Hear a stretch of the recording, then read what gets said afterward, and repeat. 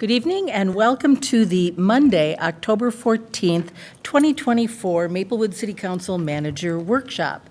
City Clerk Sint, would you do the roll call for us, please? Councilmember Lee. Present. Councilmember Villavicencio. Here. Councilmember Cave. Here. Mayor Abrams. I'm here as well. And Councilmember Juniman is not joining us tonight. Thank you very much. Council members, would someone like to make a motion to approve our agenda? So move. Second. Moved by Lee, seconded by Cave, the motion to approve the agenda. Is there any other discussion? Hearing none, then all those in favor signify by saying aye. Aye. Any opposed? The motion carries. We have one item tonight, unfinished business, unsheltered outreach presentation. And I'm going to kick this off to our city manager, Mr. Sable, and he's going to start the discussion. Thanks, Mayor and council members. This is a topic that is timely in many ways because I think yesterday was one of the first days when we started to feel that chill of winter approaching.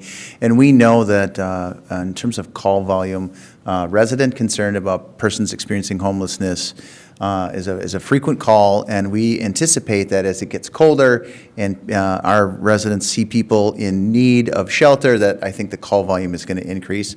And so part of this conversation is really to build an awareness to the community and to you that you can feel confident that we are actively working on this with our agency partners, and we have staff who are out in the community literally every day in contact with people that we've identified experiencing homelessness. And so Chief Mondor has been taking this issue on for a number of years, and I thought it was appropriate just to give this group a kind of a level setting about here are the things that are working, here are the things that are being done every day, and then give the community some tools about here's what's coming next. Like if you see somebody in need, here's what we're trying to do, and here are ways that you can help them, and also then try to find out ways that we can work with our agency partners on a more coordinated response, because this is typically not like many issues, right? Most issues are not a city-specific issue, but we are often the first line that people see, and we're a trusted, familiar face. And so I often joke that when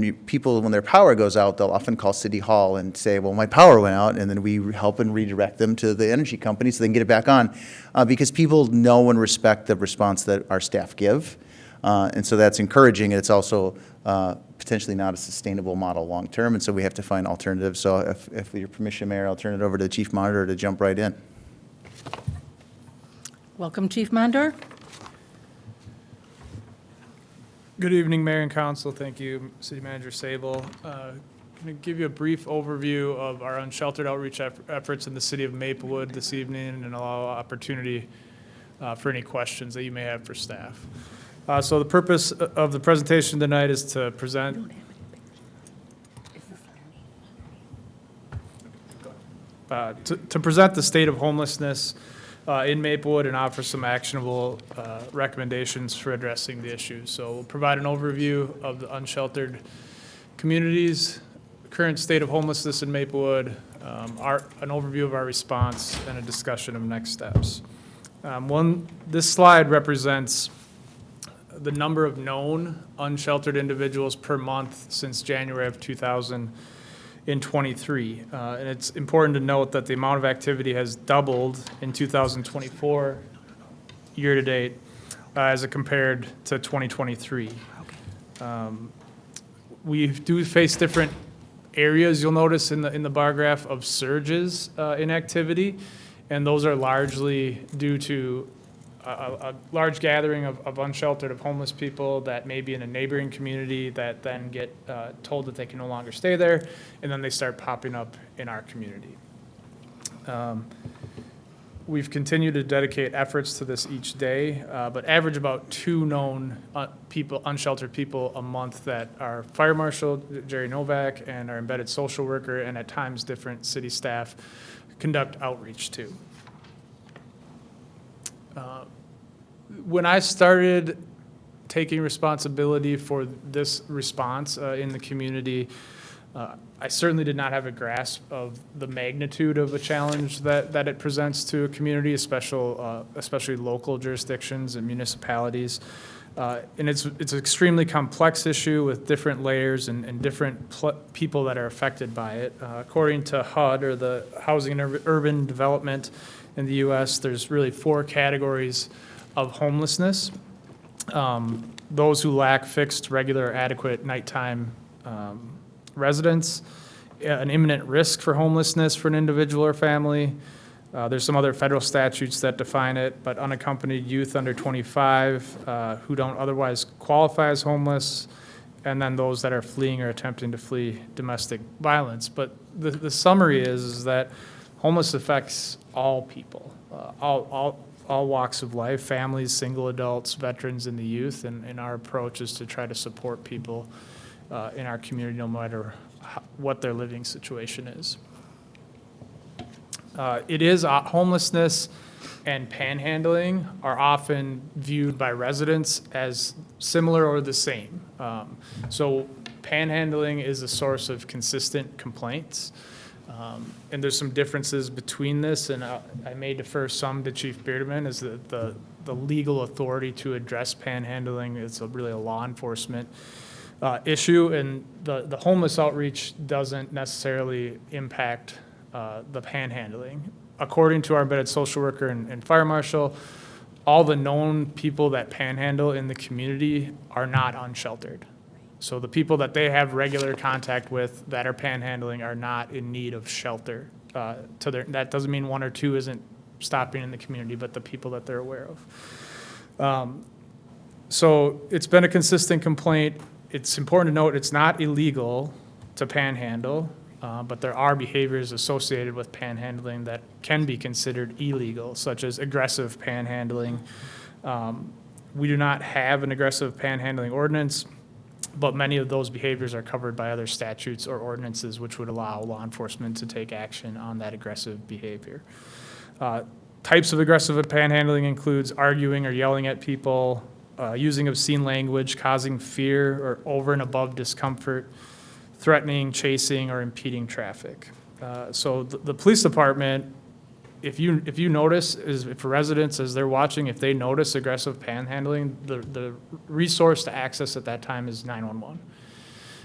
The more timely that we can receive notification of concerns, the better we're able to respond. So when it comes to aggressiveness, fear, those types of things, please call 911 so that they can send a law enforcement officer over there in a timely manner.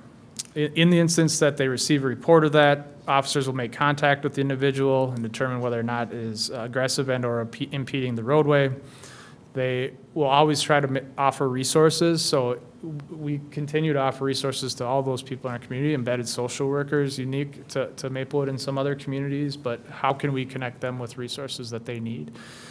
They'll generally advise an individual of a complaint if one is made, and they may issue a verbal warning, and that further aggressive action could result in a citation. So that's an important distinction because I think there's separate issues with some synergy there as well. Homelessness or unsheltered activity, this is from one, this activity like you see on the screen there that amount of material can accumulate over the matter of a weekend. So generally our response is Monday through Friday. Our embedded social worker, our fire marshal work Monday through Friday. If needed and it's an emergent thing, we will send people out. But the more proactive resources are going out there during the week. And oftentimes they'll get a call, there was no activity there. Monday morning, there's this amount of material that they have to try to navigate. So the next couple slides will go provide an overview of our unsheltered statistics and our response to receipts of concerns and complaints. This slide represents our city's efforts to balance things that are not in balance. So trying to create a safe and continue to have a safe and livable community while supporting human needs with compassion, right? So it's not illegal to be unsheltered. It's not illegal to be homeless. My discomfort as someone that is passing by, and because I don't live that way, that does not make that activity illegal. On the same hand, say you're a family and you want to send your kids to a park and there's this type of activity, it's understanding how that can impact the safety the feeling of safety and livability in the community. And so our efforts are to try to be as proactive as we can be, and then when we do get a concern, that, we implement that reactive response as well. But there's every known area of activity receives weekly checkpoints with our team. Since 2020, there was some unique language with pandemic rules about how we dealt with unsheltered communities. And really, there was a need to kind of put some guidance for staff and for those that we interact with so that we could have a consistent approach to all people that are unsheltered. And so this is an overview of that. Essentially, we will conduct a site visit within 24 hours of or one business day of a concern. We attempt to connect unsheltered individuals with housing referral services within 48 hours. We work with nonprofits, namely People's Incorporated, to try to connect people with resources and other people with the county when we can. There's different rules we have to follow regarding unsheltered activity based on the property type. So pick ABC business. If there's somebody camping on their property and they don't want them there, they can call the police, and the police will assist them in getting that person or persons trespassed from that property. City property, we again are trying to balance that safe and livable community with human needs. And so we talk about, are there health concerns, are there safety concerns, or code concerns?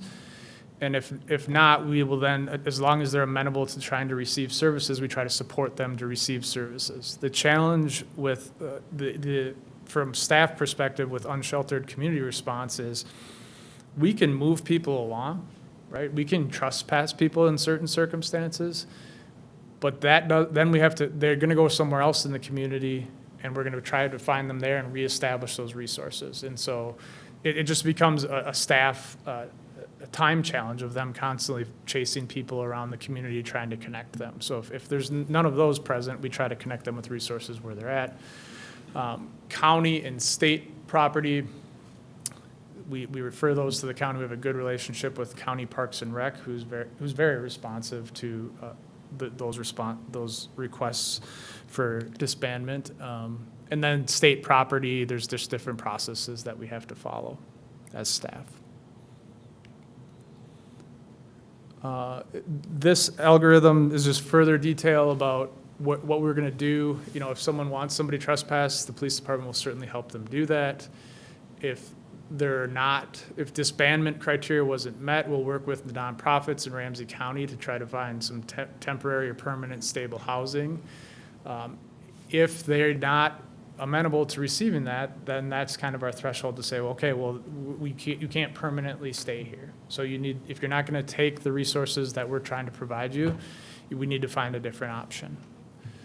And then county property, we work with them as needed.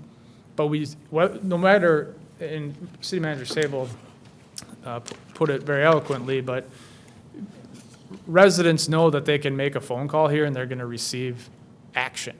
Right? You're not going to get a calling tree that you have to dial 15 numbers and wait on hold. Like, you're going to get a person, and we're going to respond to the best of our ability. So oftentimes things that aren't necessarily in the city's charter to respond, we still want to be responsive to what our community concerns are, and we address them as we can. There's several challenges related to homelessness in every community, but the economic impact, you're talking about staff time. We've had a lot of cleanup costs, whether that's with staff time or having to contract or partner with business owners, so that we had a local business on the north end that had a very large encampment a couple of years ago, and it was in between city property, county property, and their private property, and just trying to coordinate all those efforts, and there's significant costs for cleanup. Attractiveness of the city, which is hard to quantify, but it is also just when you see that activity, what does that represent? And so that's something we're trying to help address. The social impact, feeling of safety for our community, the livability for other residents who are scared based on activity near homes or in parks, et cetera. There's challenges with understanding. I had mentioned this, but it's not illegal to be unhoused, and some people associate their discomfort, their individual discomfort, with it being illegal, and it's not. So Frankly, I receive several phone calls and sometimes very upset residents that you need to do something about this and to walk them through. Everyone has rights and we have to follow processes. I can't just go say you can't live here because XYZ resident doesn't prefer you to be here, as long as they're not doing anything otherwise illegal. There's extremely limited enforcement mechanisms. Like I'd mentioned, it's not illegal to be unhoused. We have limited mechanisms to mitigate or enforce unsheltered activity outside of trespassing people. And if there's questions about trespassing, I think Chief Beardman can probably speak to that a little bit better. But even if you trespass somebody, like that's not going to necessarily solve the broader problem or the broader challenges in the community.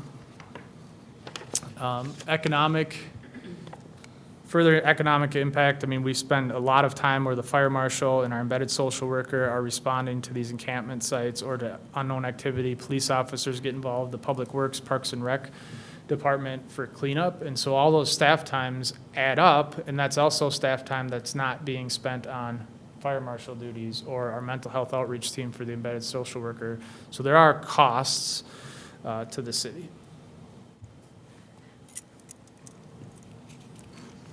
Overall impacts to the community, sanitary conditions, hygiene, damage to property, used needles left behind, safety, contamination, exposure to visitors, and cleanup.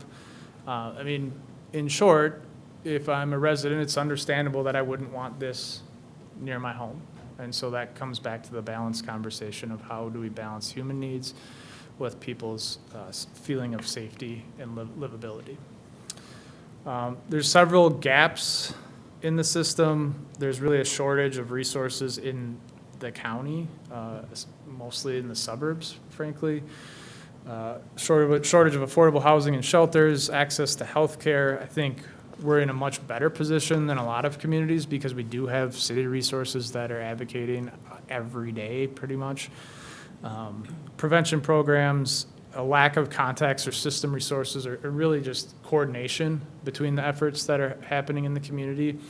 We work with nonprofits. Sometimes those nonprofits have competing missions than what we do as a city. Like they don't have to balance these things out. They're advocating for the people they serve, and we're advocating for the entire 42,000 plus people that we serve in this community.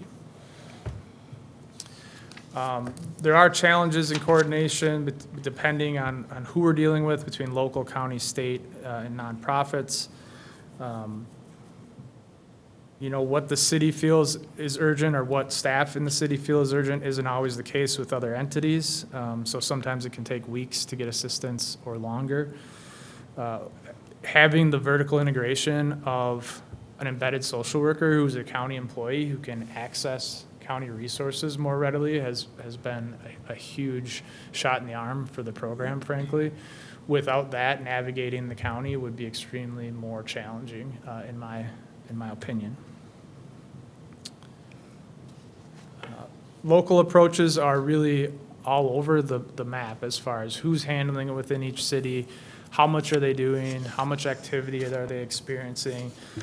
St. Paul has a homeless assistance response team, the HEART team, that is part of their Department of Safety and Inspections, and they work with Ramsey County and nonprofits to conduct outreach. There's a lot more activity in St. Paul than there are in the suburbs. Some other communities have embedded social workers, some of them with I talked with Chief Beardman today. One community has almost an entire embedded social worker that's solely dedicated to unsheltered outreach. Many agencies refer these concerns to the police department.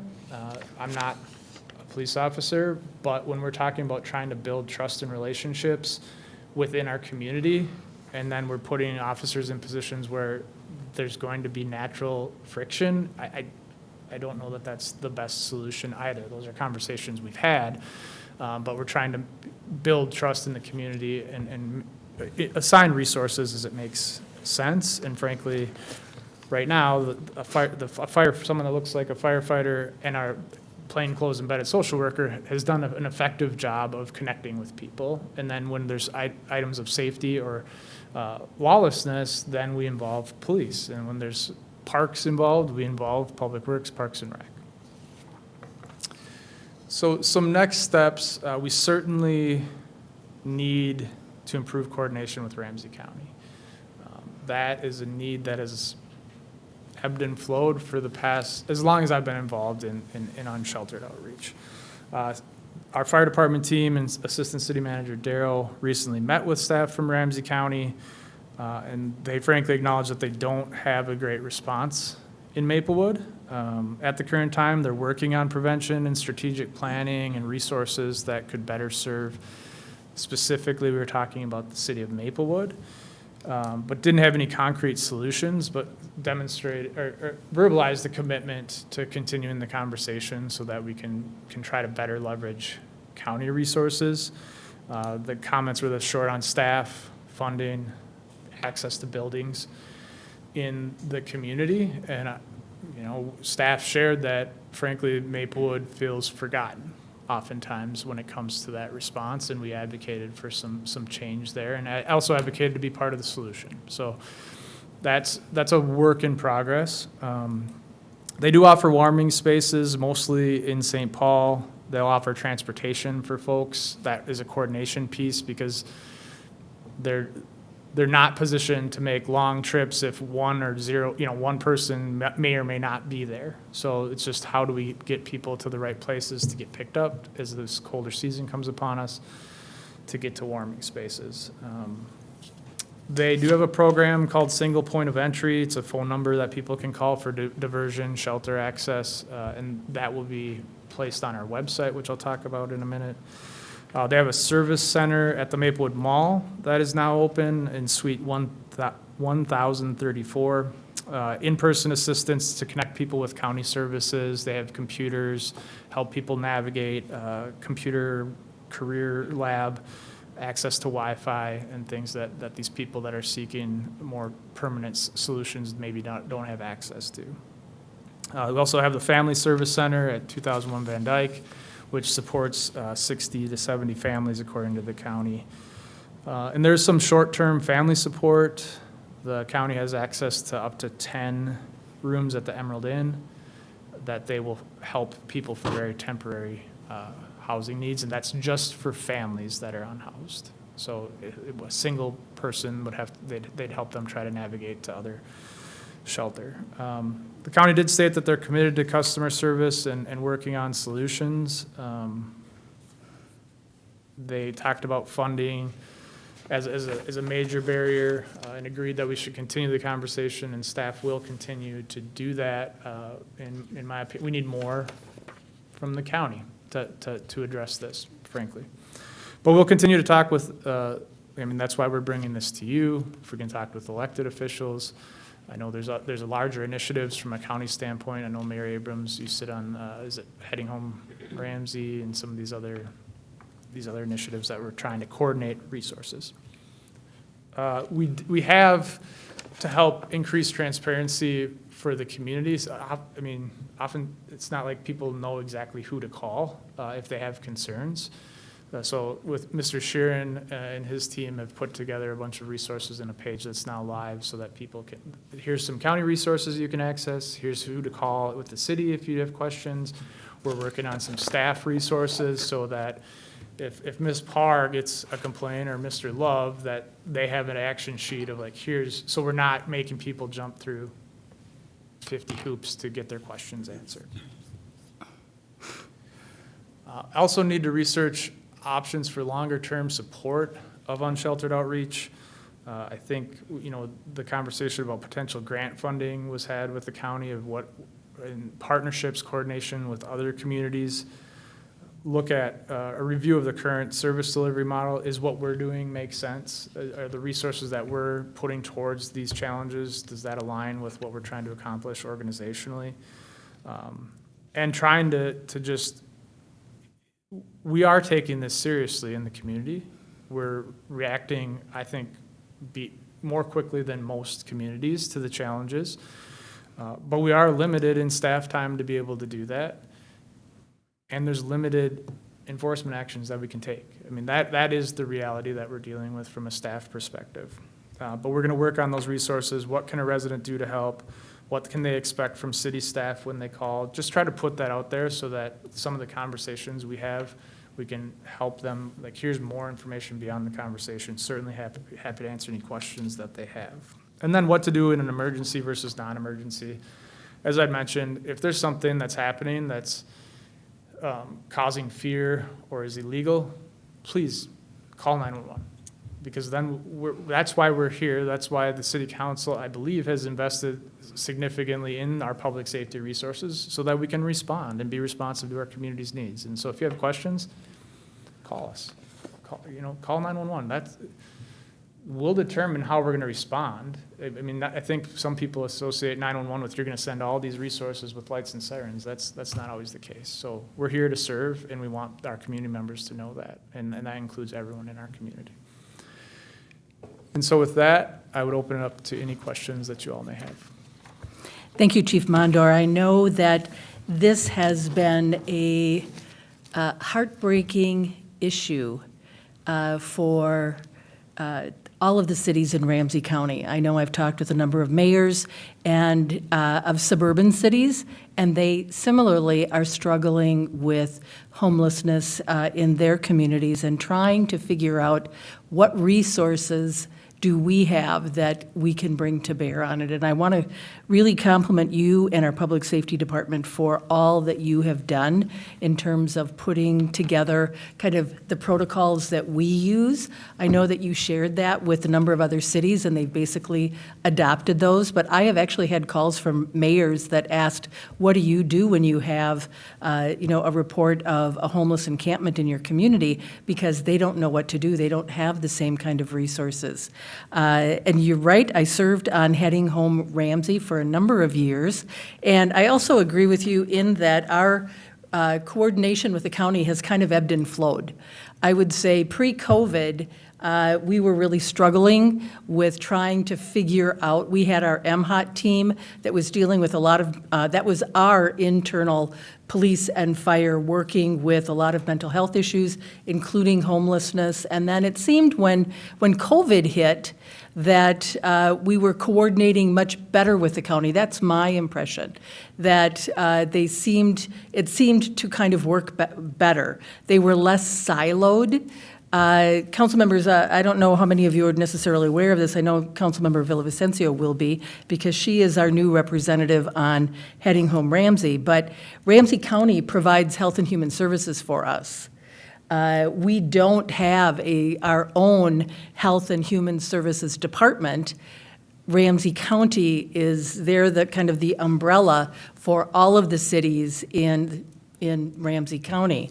And unfortunately, when it gets siloed, the people that generally are forgotten are the suburban cities.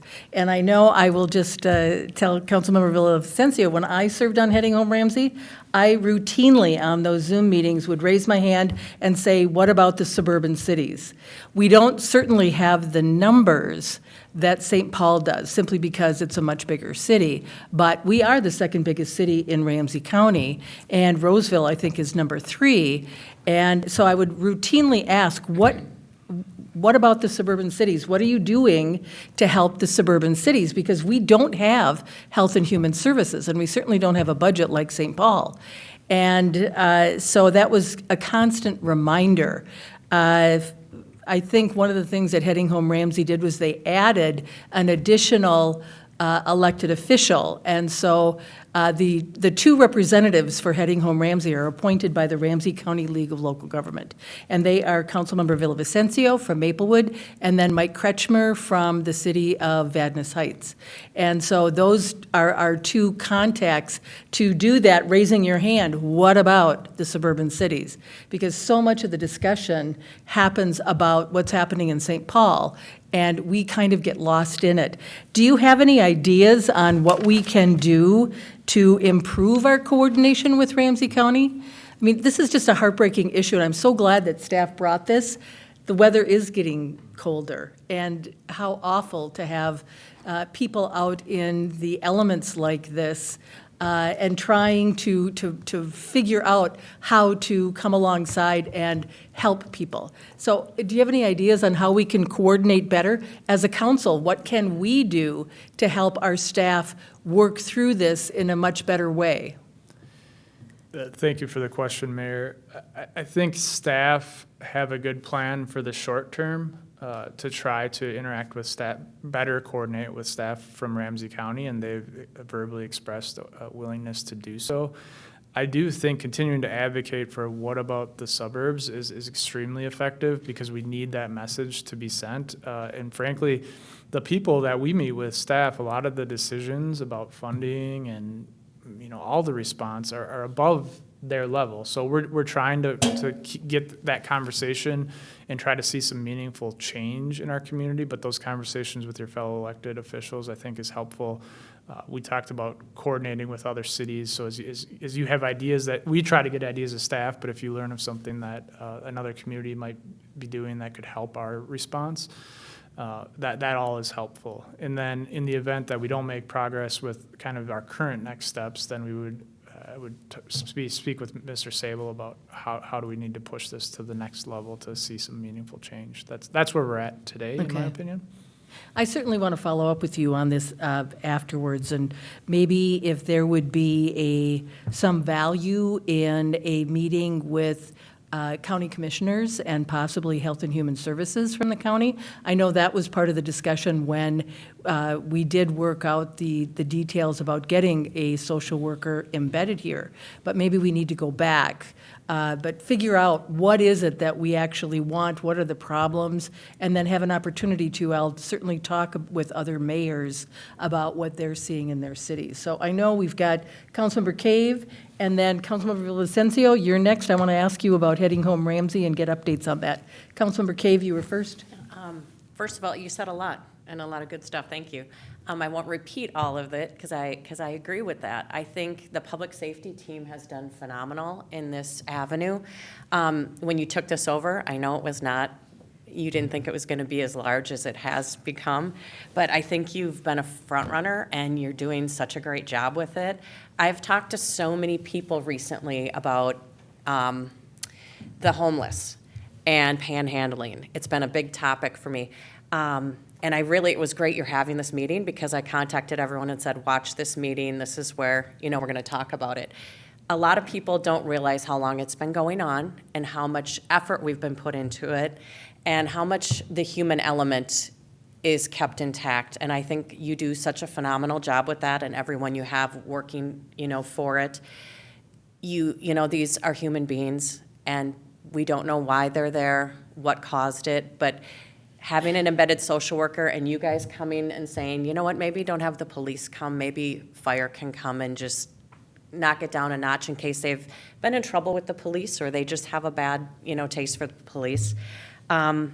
Just the emotional and the human element you put into it is really fantastic. And I want to say that this council has been such a big supporter of public safety and our community knows that. And this is exactly what we give our community. And they're so proud of you guys out there. They see all the work that's being done. Our city it's a very great place to live. And the approaches that you guys take for homelessness is fantastic.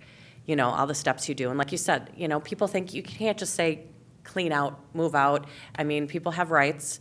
And a lot of the people watching tonight too wanted to know, how do we contact? Do we call 911? Exactly like you said. They're worried that they're like, this isn't an emergency. And the fact that you're going to put stuff on our website and possibly in our newsletter so people can see that, I think that's a great tool also. So keep up the good work, you guys. It Councilmember Villavicencio, thank you. Thanks, Chief Mondor, for the presentation. And yes, this year I just started on the Coming Home Ramsey, and so it's a big committee. And so I'm still learning a lot in that committee. But yes, I will continue your tradition of raising the hand and saying, don't forget about us, because I think you're absolutely right. In the suburbs, a lot of times St. Paul typically tends to forget that the issues that they're not dealing with, then they come to us, right? And, I'm really appreciative of you bringing up the panhandling thing, because I think that's a confusing thing for a lot of folks, especially around the legalities around it. And, whenever I see a panhandler, I always go over there and talk to them. And in Maplewood, I've never came across anybody who is really aggressive. The only thing that I've noticed I'm sure you all have dealt with this as well, is that a lot of times it's their positioning, right, of where they're at.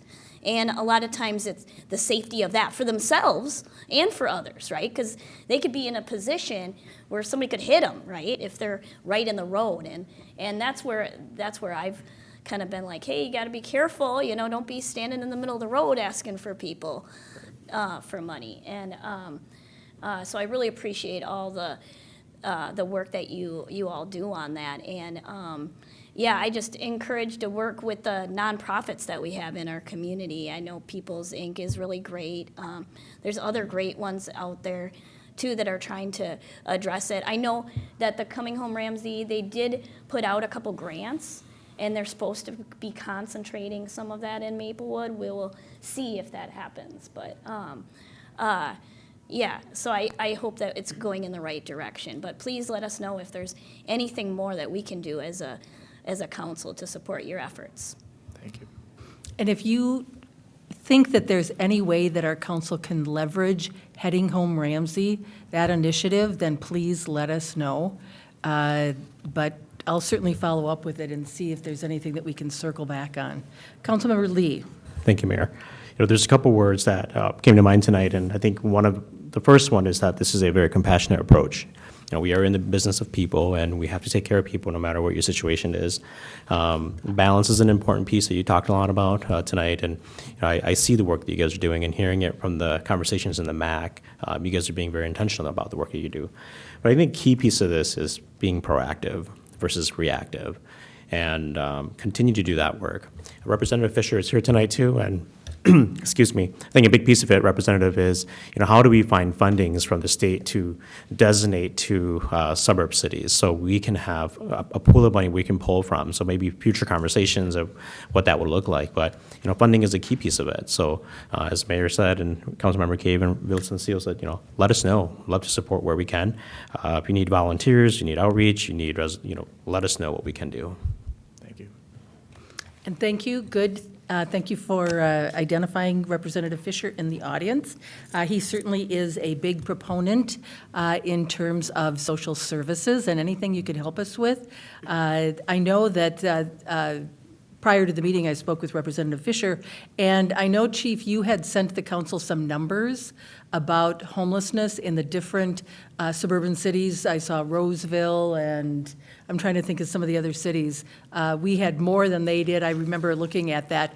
Is that something that you could maybe share with Representative Fisher so that he can see the other cities in Ramsey County that have been impacted? Do you know what I'm referring to? I think it was something that was sent out.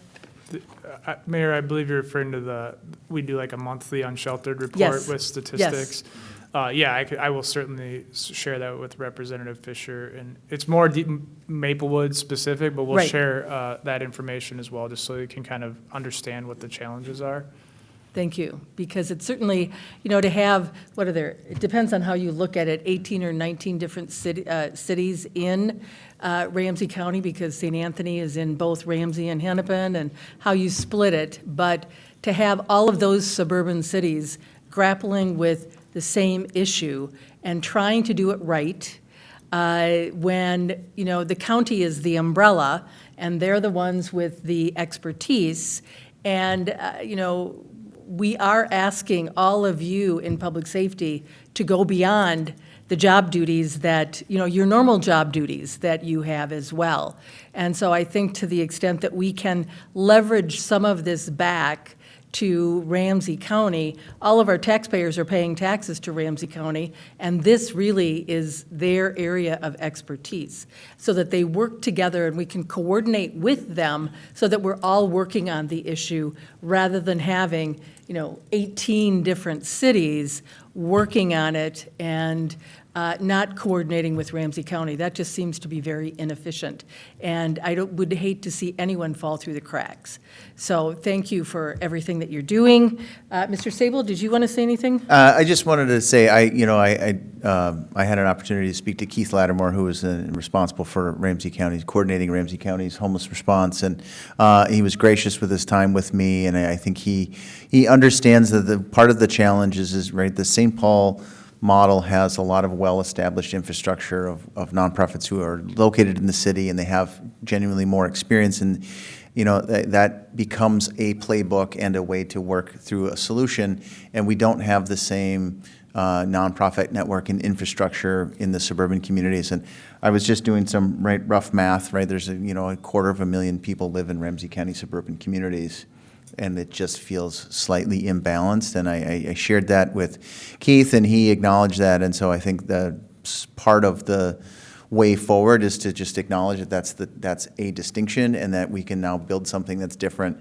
And then Public Safety Director Beardeman and I were exchanging a lot of emails today about different models of coordinated responses and different things that we can try. And I think we'll continue to. We appreciate the feedback on this, and I think we'll continue to bring forward ideas that I think can be successful. Sometimes this is done one person at a time in many ways, and so we're getting well practiced at it. And then my last comment then is for the chief specifically, but the fire department generally. We really do appreciate it. I mean, Jerry Novak knows the names of these people. He knows their life stories. I think he had a phone call from the guy who just moved to Colorado because we were wondering where he was because we hadn't seen him in a while, and so he had a phone call with him. So I think that the community should appreciate the fact that the staff go through that level of commitment to service, and so we really appreciate it for everybody. So thank you. Thank you, Mr. Sable. Thank you, Chief. And that would be a really good number to share with Heading Home Ramsey, that 250,000 people live in the suburbs here, and as part of raising your hand, and what about the suburbs? Thank you very much. Council members, we have no other items on our agenda, and so thank you for the presentation tonight. We really appreciate it. And with this, we are adjourned.